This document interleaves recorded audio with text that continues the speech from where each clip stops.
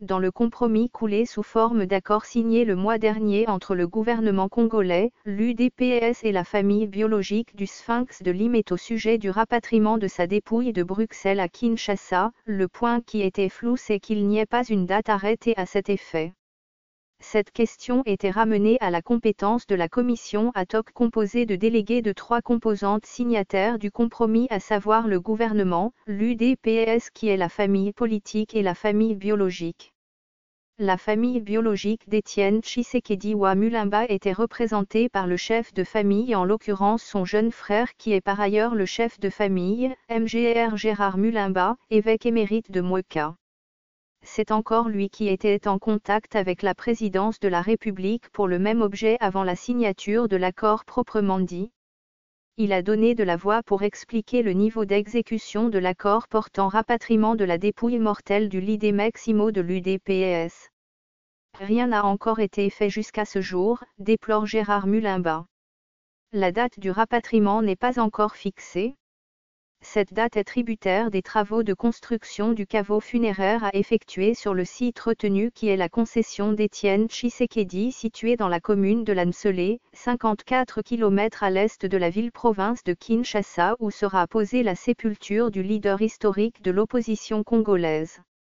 Or, à ce jour ces travaux n'ont toujours pas encore connu un moindre commencement, fait savoir avec regret le prélat catholique à la retraite. Pourquoi alors ? Faute de financement, martèle-t-il. C'est pourtant le gouvernement qui s'était engagé dans l'accord d'assurer la prise en charge financière de l'organisation des obsèques avec un comité officiel déjà à pied d'œuvre et le budget y afférent déjà certifié à la chaîne des dépenses. D'où la question légitime qui est de savoir à quel niveau se situe le blocage du décaissement des fonds du Trésor public prévu pour les obsèques officielles de Tshisekedi wa Mulumba, ancien Premier ministre de la République. Depuis son décès à Bruxelles en février 2017, beaucoup d'eau avait coulé sur les conditions de rapatriement de sa dépouille à Kinshasa.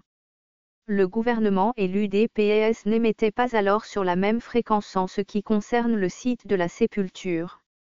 Les millions de sympathisants du Sphinx de Limete ainsi que l'UDPS tenaient coûte que coûte à ce qu'on lui érige un mausolée dans la ville, particulièrement dans le périmètre situé à l'entrée de la 10e rue Limete considérée comme son fief. Le gouvernement n'avait rien voulu entendre et avait plutôt décidé à l'entrée du cimetière de la Gombe pourtant désaffecté à ce jour. Ce qu'avaient rejeté avec virulence les combattants de l'UDPS ainsi que la direction politique du parti. Après un long moment de flottement sans que les deux partis parviennent à s'accorder, l'UDPS a décidé d'ériger un mausolée à l'intérieur de son siège national, 11e rue Limete pour la sépulture où reposera son chef charismatique. Les travaux de construction avaient même débuté avec l'étude d'un architecte belge venu expressément de Bruxelles pour cette fin. Mais l'architecte belge avait été arrêté et la police avait arrêté les travaux de construction du mausolée. Depuis, l'UDPS et le gouvernement se regardent en chien de faïence en ce qui concerne les obsèques de Tshisekedi wa Mulumba. L'UDPS tout comme la famille biologique sont convaincus que le gouvernement use de divers stratagèmes pour empêcher le rapatriement de la dépouille mortelle du Lide Maximo. C'est ce qu'on a entendu dans l'homélie prononcée par Mgr Gérard Mulumba à la cathédrale Notre-Dame du Congo au cours de la messe de Requiem dite lors du premier anniversaire de la mort d'Étienne Tshisekedi wa Mulumba. Selon l'évêque émérite de Mweka, le gouvernement a peur d'un coup d'État qui interviendrait le jour du rapatriement de la dépouille du Sphinx de Limete. Ce fichier audio a été créé par Panopre Basic, vous pouvez le télécharger sur www.panopreter.com